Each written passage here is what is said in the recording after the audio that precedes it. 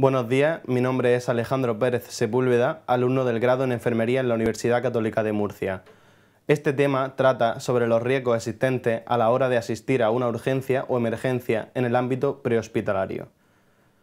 Como podemos ver en la imagen, son diversos los factores influyentes en la asistencia a emergencias. La vulnerabilidad del personal interviniente, el momento de crisis como contexto o los recursos con los que contamos influyen de manera significativa a la hora de afrontar una emergencia. Riesgo se define como posibilidad de que un peligro pueda llegar a materializarse. En cambio, la protección personal tiene por objeto interponer una última barrera entre el riesgo y el personal de emergencias, mediante diversos recursos. Existen infinidad de riesgos en el ámbito extrahospitalario, si bien los principales son riesgos de accidente laboral, físicos, riesgos de enfermedad profesional, higiénicos o riesgos ergonómicos. El primero son los riesgos de sufrir un accidente a la hora de la intervención como tal. Estos pueden ser caídas o accidentes entre otros. Importante destacar lo visto anteriormente, la vulnerabilidad del personal sanitario en emergencias, ya que el medio es hostil y no existe un respaldo humano ni material como puede producirse en un complejo hospitalario. El riesgo de enfermedad profesional de riesgo higiénico se produce cuando existe una exposición a contaminantes biológicos, ruido, sustancias nocivas o tóxicas o vibraciones. Por último, los riesgos ergonómicos se pueden clasificar en dos: carga física desde el punto de vista meramente físico y biológico, o la carga mental, producida por un burnout en el trabajo, por una exposición continuada ante presión, etc. La autoprotección es la medida fundamental para evitar riesgos. Considerando la etimología de la palabra, podría entenderse por autoprotección al conjunto de acciones encaminadas a la protección, realizadas por uno mismo para sí mismo.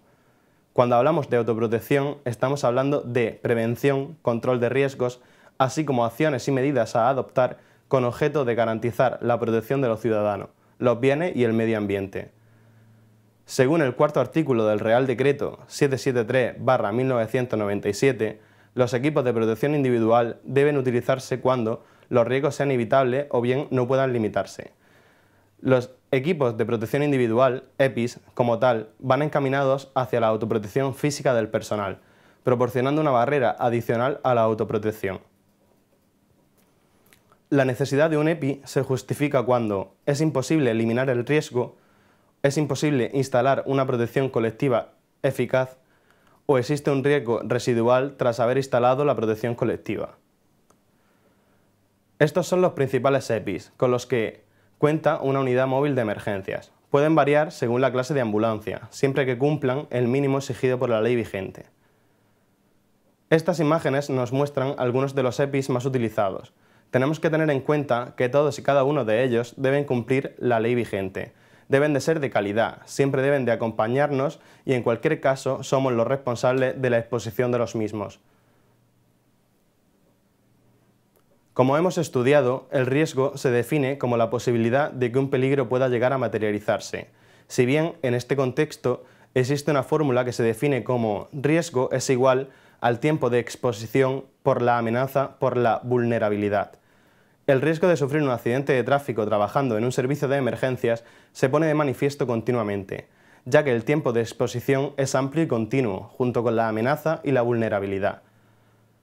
Como ejemplo práctico, podemos verlo como el riesgo es el terremoto, el tiempo de exposición es 1 minuto, la amenaza es una placa tectónica que choca contra otra y la vulnerabilidad es la población.